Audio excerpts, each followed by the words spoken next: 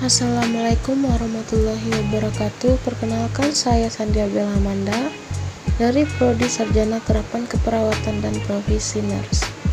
Di sini saya akan menjelaskan tentang sistem reproduksi wanita, siklus, menstruasi, dan kehamilan. Pendahuluan.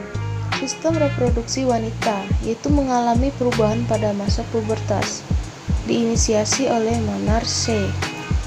Mengalami siklus bulanan, siklus menstruasi hingga akhir masa reproduksi dikenal sebagai menopause, yang terjadi setiap 28-35 hari.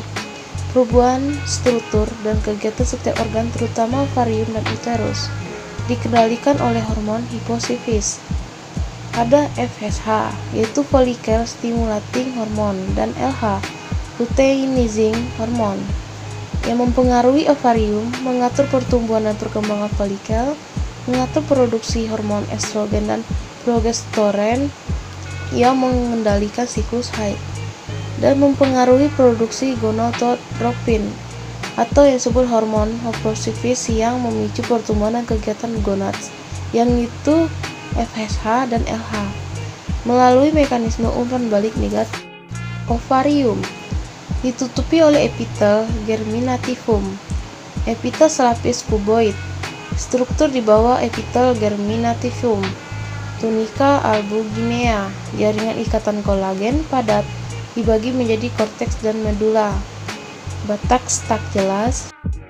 Folikel ovarium, folikel primordial, yaitu berkembang menjadi folikel primer dibungkusi oleh epitel selapis gempeng. Folikel berkembang, yaitu ada folikel primer, folikel sekunder, dan folikel tertier, folikel de Graaff.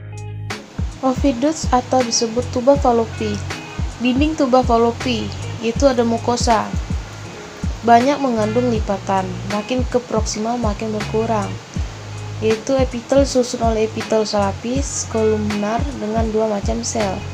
Ada sel pek, yaitu yang disebut microrensi medium yang mengandung nutrisi untuk sperma dan embrio, dan sel siliar mengandung banyak silia yang bergerak ke laluman uterus, yang berfungsi sebagai memfasilitasi transportasi embrio yang sedang berkembang ke arah uterus. Dinding tuba fallopi, lamina propyria, terdiri atas jaringan ikat yang mengandung serat retikular, fibrous, nesmal, dan limfosit. Dinding tunika muscularis, ada lapisan sirkular di sebelah dalam, longitudinal di sebelah luar, yang berfungsi menggerakkan embrio ke arah uterus. Tunika serosa, yaitu disusun oleh epitel selapis gempeng dengan jaringan ikat di bawahnya. Nah, sekarang uterus. Uterus dibagi menjadi 3 bagian, yaitu korpus, fundus, cervix. Dinding dibagi menjadi 3 bagian. Endometrium, yaitu berubah selama siklus menstruasi di bawah pengaruh hormon, disusun oleh epitel selapis torak yang mengandung sel sekretoris dan sel siliar, mempunyai kelenjar tubular simplex.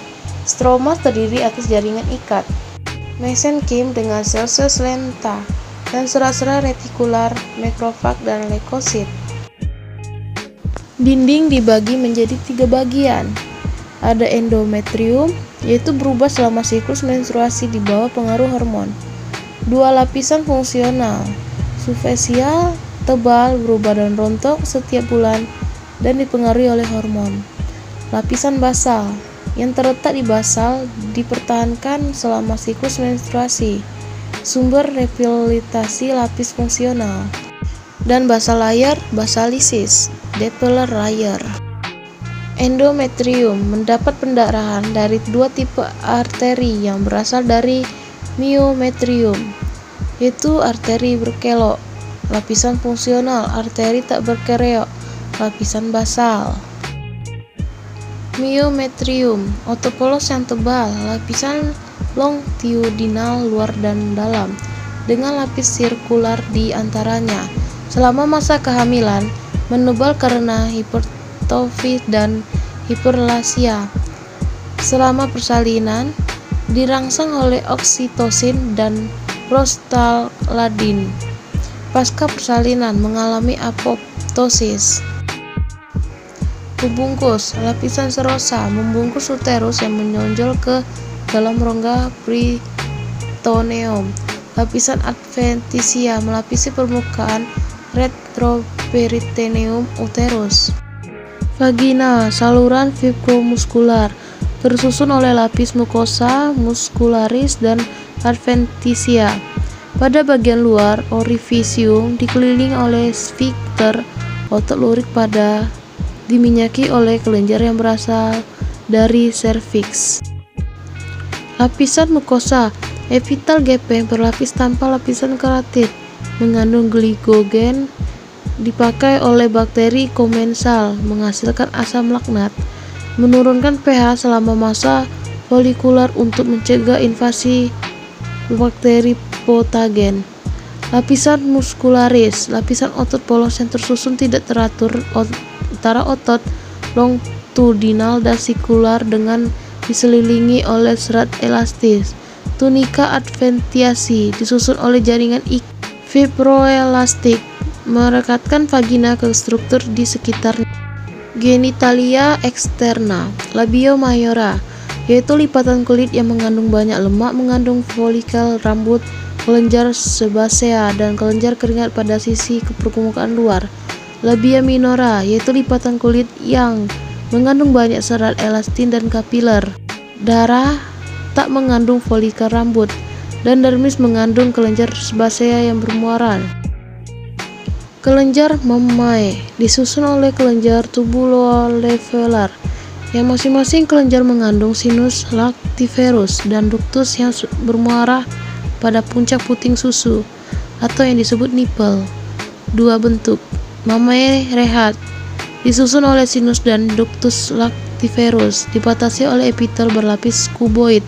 Pada bagian basal terdapat sel-sel myopitel yang letaknya tersebar, lamina basal. Nipple atau yang disebut puting susu, yaitu disusun oleh jaringan ikat kolagen yang tak berurutan, dikelilingi oleh serat otot polos yang berfungsi sebagai sphincter, mempunyai muara ductus lactiferus, dikelilingi oleh kulit yang mengalami pigmentasi, dan selama kehamilan mengandung kelenjar aera Montgomery. Yang terakhir ada air susu ibu atau yang disebut ASI. Kolostrum, yaitu cairan berwarna kekuningan kaya akan protein, diproduksi beberapa hari pertama setelah lahir, kaya akan sel-sel kekebalan tubuh. Susu mulai disekresi pada hari ketiga atau 4, mengandung protein dan disekresi lewat refleks isap. Itulah tadi penjelasan dari saya. Jika ada salah, saya mohon maaf. Wassalamualaikum warahmatullahi wabarakatuh.